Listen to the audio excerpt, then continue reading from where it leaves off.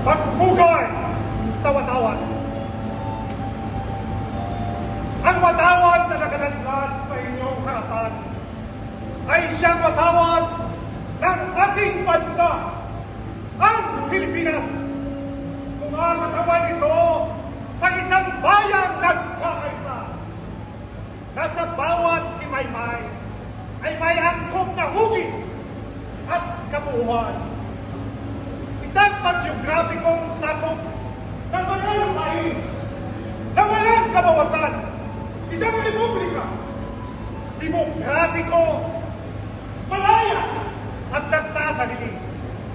Ito ay isang sagisag ng pambansang kalayaan na nagsasalarawan ng lahat ng kaakit-akit at dinanakila sa buhay ng mga Pilipino.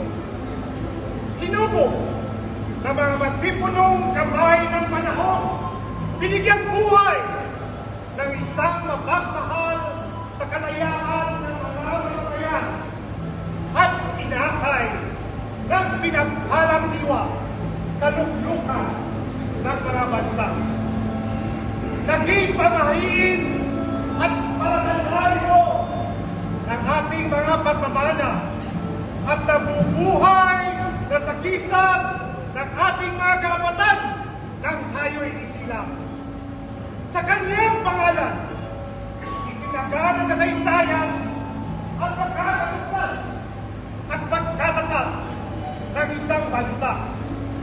Ang kaluluwa nito'y mabubuhay hanggang sa wakas ng panahon at ang kanyang matatayog na mga dika ay magkaratos lamang kapag ang mga bansa at ang mga lahi ay magbaliw ng galak.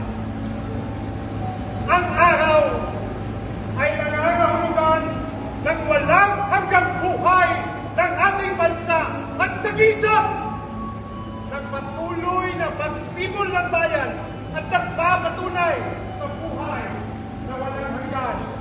Ito ang bumabantubay sa landas ng ating lahi. Ang 8 sinag ay kumakatawan sa unang mga lalawigan na nagsama-sama. Batangas, Bulacan, Cavite, Laguna, Maynila, Nueva Ecija, Pampanga, at Tarlac. At ang tinutukoy na mga tatlong bituin ay ang mga tatlong malalaking pook, Luzon, Visayas, at Mindanao. Dahil natin sa ating kaligtasan ayon sa kalooban ng buong may kapal. Ang puting tagsulok ay nagsasaad sa ating mapayapa at pag-iliw na hangarin. Gayon din ang katapatan, ang kawawasan ng ating mga gawain ng tatlong mga simulain ng masonerya, ang pagmamahal kapatid, pagsaklolo at katotohanan, at ang mga banal na panuntunan ng pananalig, pag-asa at pag-ibig sa kapwa. Ang bughaw na kalawakan ay nagpapakilala sa ating pag-ibig sa inang bayan at ang matayog na panuntunan at hangarin.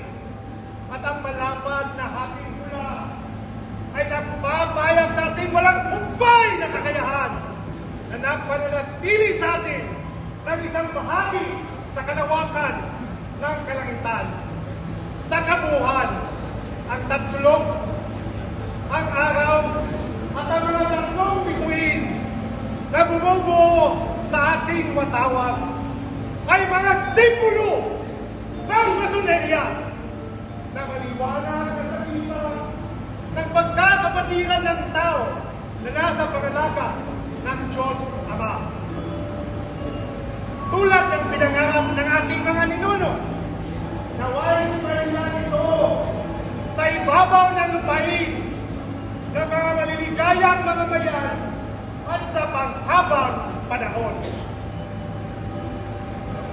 Inyong pagmasdan ang ating watawat na inilipad-lipad ng hanging habagat pagpapahayag ng pampihilang ganda at nakabayang kahulugan na walang kahintulutan ang siyang pinagkukunan ng lakas at tapang ng ating mga mamamayan sa isang mapayapa, nagsasarili at malayang pamumuhay.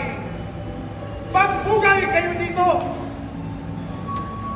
kapag dito nagmumula ang tuwa at kagalakan ng ating mga ninuno sa panahon ng mga siklong nagdaan.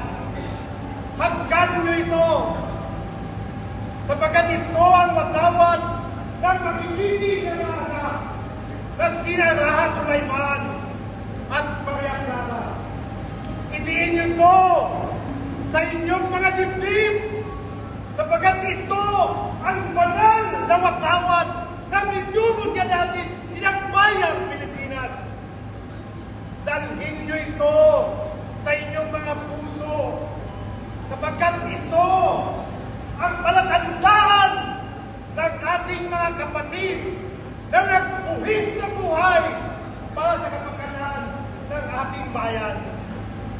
Mahalin ninyo ito sapagkat ito ang walang kasing halagang alaala ng ating bayan na mananatili magpakailanman sa lahat na magiging katayuan natin sa buhay.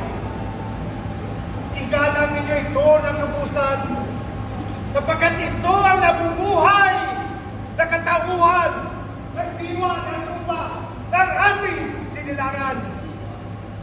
Pintuhuin ninyo ito sapagkat ito ang banal na malabal na pinagtakip sa mga duguan at luway-luway ng mga katawan ng ating mga kawal na namamatay.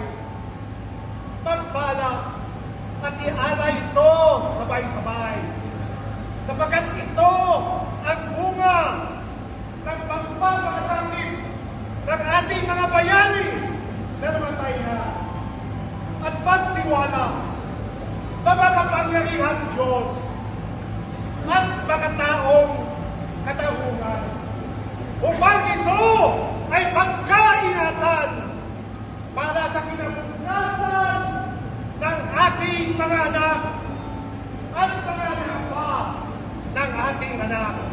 Ito ay luwalhatin at taimtim na kasalan na ang mga namatay ng dahil sa bayan ay hindi namatay lang ng walang kabuluhan.